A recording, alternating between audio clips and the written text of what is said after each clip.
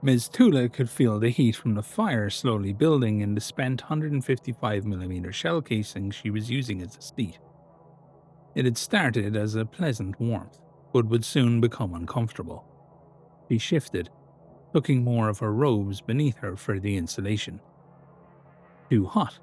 asked Lieutenant Thorne. He had opted to use his own 155 as a backrest, keeping his feet extended close to the fire. How he tolerated the heat, even through his boots, Miss Tula could not understand. "A bit, yes," said Miss Tula. The tires and various detritus that were burning were creating a fire of low light and intense heat and smoke. They stayed silent again for a time, Miss Tula waiting for her supposed orientation to commence. Lieutenant Thorne had invited her to his personal fire, away from the other members of the warband, for that very purpose. But she found herself merely waiting for him to talk while he stared into the fire, giving an occasional glance to the separate fire the warband was gathered around. "I suppose you want to know who you're working with?" Thorne asked with resignation. "At the very least, yes," said Miss Tula, annoyance creeping into her voice. Was that too much to ask? "Apologies, Miss Tula," said Thorne, sitting up straighter. "I'm not exactly sure how one such as yourself should be introduced to the Red Brigade." "Such as myself? You know, a church type. Not generally big fans of our work," said Thorne. He was perking up now, wiping at his mustache and beginning to take glances at her instead of gazing into the fire. "Ah, yes," said Miss Tula. He was right. The Red Brigade was regarded with some disgust in the church. Higher-ups considered it to be some form of elaborate suicide, but they had never been her interpretation. "I see things a bit differently, Lieutenant. I see the Red Brigade as those who have, well, chucked their mortal attachments and see our goals and the truth of our situation with greater clarity." "Chucked our mortal attachments," repeated Thorne with a slow nod. "Is that what you call it?" Her muscles tightened. Thorne had not appreciated this philosophical turn of phrase, and it embarrassed her. Well, yes, so to speak." "Right. Well, I shucked my 3 mortal attachments when a shell detonated in my family's home. I praised God with all my heart when it crashed through the roof and didn't detonate. I held my girls close and told them God was good and had saved us by making that shell a dud. Turned out, it was just a fuse delay." "Surely you're not insinuating God had something to do with that?" asked Miss Tula, the implication being nothing short of heretical. "No," said Thorne. "Well, not more than anything else. Hubris did that, Miss Tula. I felt so pleased and blessed that God had spared us from a shell that I didn't take care of myself or my family. I just sat there basking in the Lord's favor till it went off. I could have run and didn't. Now I'm here, ready to make sure not to rely on God again." It was still painfully close to blasphemy. Maybe it was. Miss Tula decided she'd need to pray on the matter. "And the others?" she asked. Thorne sighed, and for a moment went back into the fire, still and contemplative, but he returned to her in due time. "All right, let's see who we have." He squinted at the shadows of the warband. "The sniper. Start with her," said Miss Tula. "That's Bray. She's a decent shot. Could be better. Earned her cloak but doesn't wear it. Says it gives her away. Fine by me. She lost her old squad fighting some court monstrosity. Watched the whole thing unfold through her scope while the bullets just plinked off its armor. Whatever it was she saw was bad enough she considered the scope cursed and threw it away." "He threw away a sniper scope," said Miss Tula, aghast. It was an item of incredible refinement. One did not simply throw away a sniper scope. Thorne just nodded. "First," she said, "if you look through it, you'd only ever see what she saw that day." Miss Tula sighed. She'd have loved to study that, or exercise it. "I notice she still has her eyes. I thought she was required to blind herself." Thorne scoffed. "Yeah, some of the stupid ones do that, sure, but who am I to argue with the fate side of it?" Miss Tula furrowed her brow. "Well, I don't think the mech is Sergeant Forrester. He doesn't talk much except to tell jokes. He knows a lot of jokes. He lost his old squad too, but I don't know much more than that. Ask him about his sultanate jokes sometimes. He's got good ones. Miss Tula accepted the interruption. Best they move on anyways. I'll be sure to do that. Go on. Let's see. Well, you know Blind Thomas. Not much to say about him.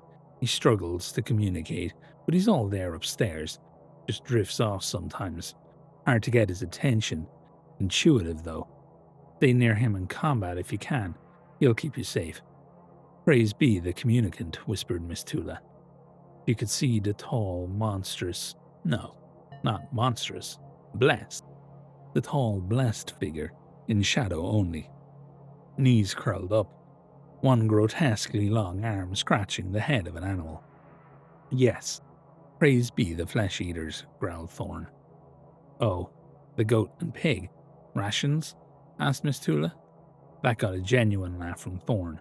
More of a cough with a smile, really. Your brother's in arms, actually. Chris has a grenade and med pack, and will try to keep you safe. He's a good boy, friendly. Billiam, on the other hand, is not friendly. Don't try to pet him. Only Thomas is allowed to do that. You can snatch a grenade from him too if needs be. That's okay. But if you value your knees, you'll leave him be. Did they lose someone? Miss Tula had no idea how to ask this question. They came with Michelle, Michael, and Duncan, last livestock of their farm that got raided by heretics. That farm has been in their family for some 10 generations, feeding the faithful. They considered it doing God's work. Losing that was enough to bring them to the Red. Then they lost Duncan out here, and, well, if they weren't a part of it then, they're a part of it now. A part of it? Asked Miss Tula. Yes, ma'am. The brigade. Duncan died recently, got snatched up by a lord of tumors.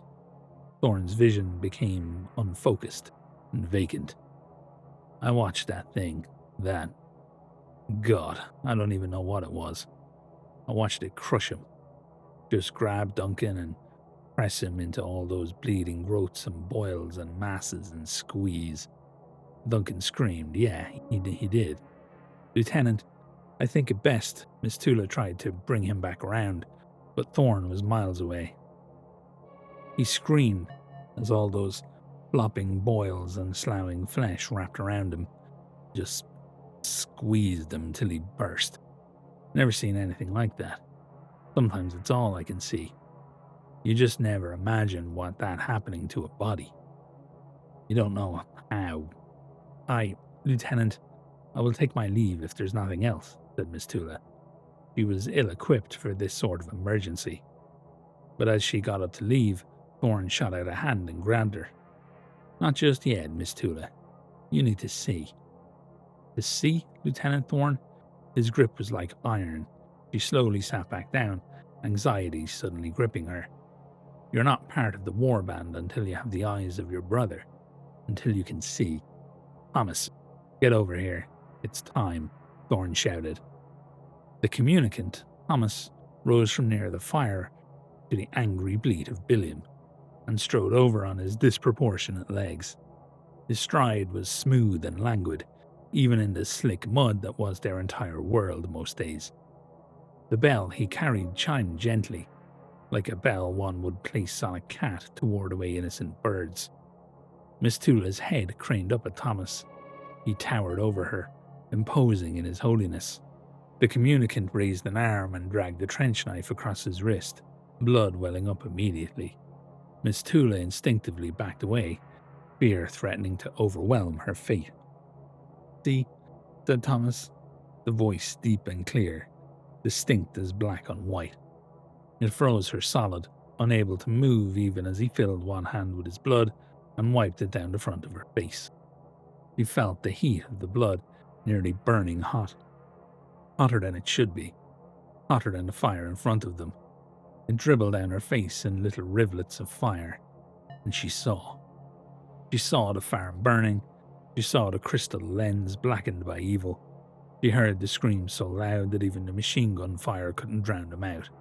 Not memories, not really, but experiences, borrowed times painfully inserted into her own. The Red Brigade carries more than hand-me-downs and salvage, said Thorne, as Miss Tula shivered in near convulsions at the rush of sensation.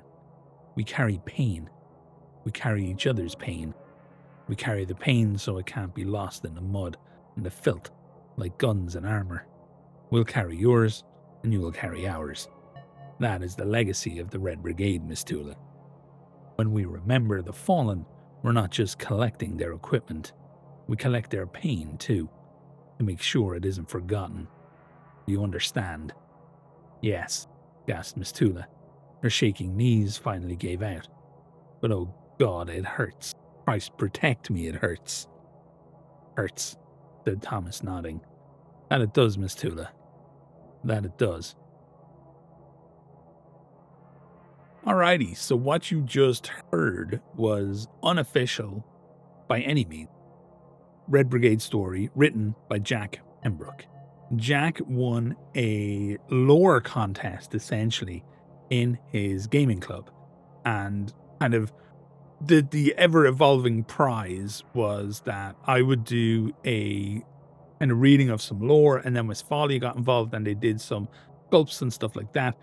So what you will find in the description below is this is just the start of Jack's story. There's, I think, about a dozen more chapters after this one, which you should definitely go and read.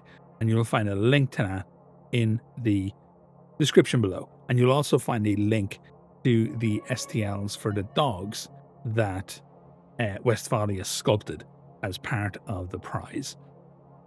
And yeah, it's really cool. So completely like unofficial stuff, obviously, but just a cool little, this is why I love Trench Crusade community so much. Everybody's just having fun. Everybody's just doing their thing. Everybody's being creative. Folks like Jack are out there just writing their own stories and having a lot of fun with it, which I think is pretty cool. So it's basically, as the story unfolds, it's a narrative campaign story. It's informed by what happens as he was playing through this campaign in his local club, which I think is pretty sick. Now I have the name of the club here somewhere, and I do want to. The name of the club was dope. Oh yeah, here we go.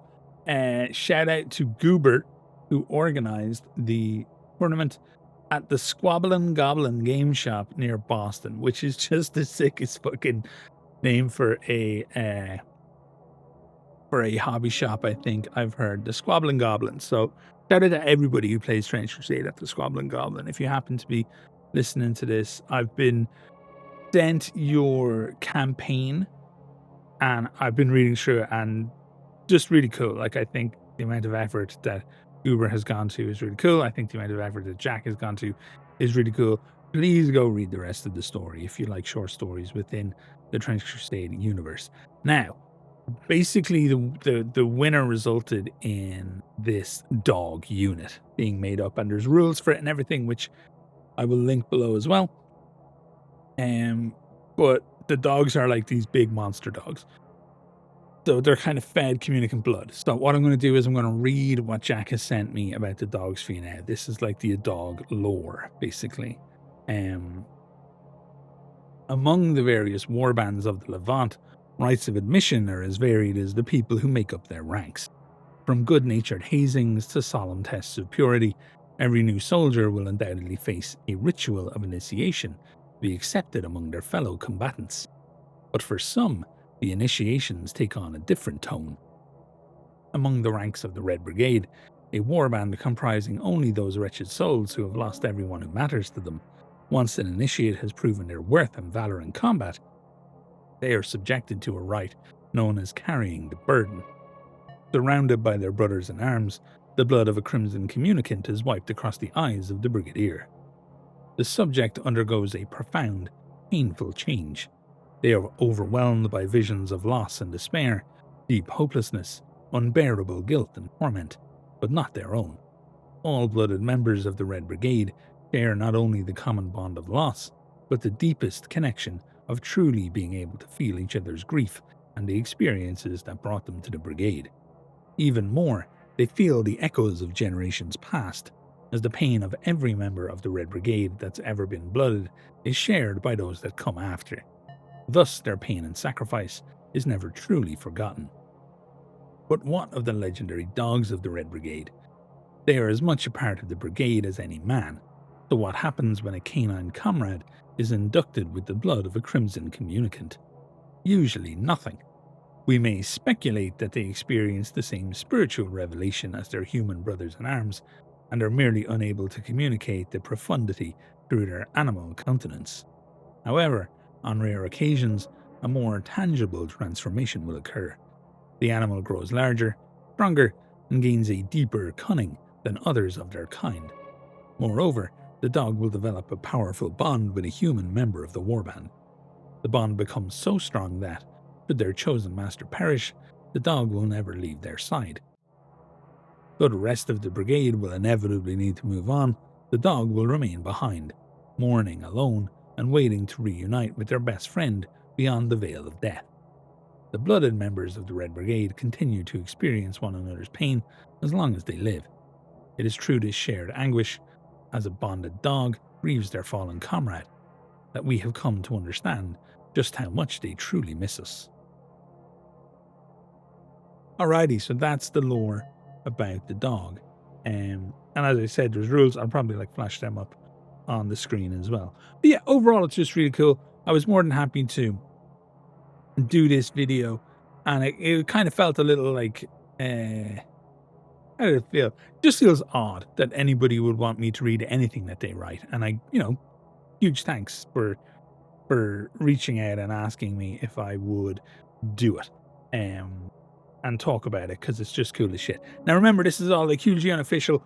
Obviously, it's nothing got to do with French Crusade or Factory Fortress or anything like that in any kind of official capacity. We're just having a bit of fun here, folks. It's okay to have some fun. So yes, that's today's video, I guess. Well done to Jack. Congrats on the win. Once again, please go read his story. It's very, very good and very enjoyable. And at some point, you might even hear me record the whole damn thing.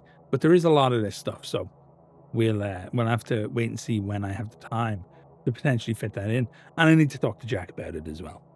So anyway, that's it, folks. Thank you so much for watching, as always, and I hope you're having a great day. All the best.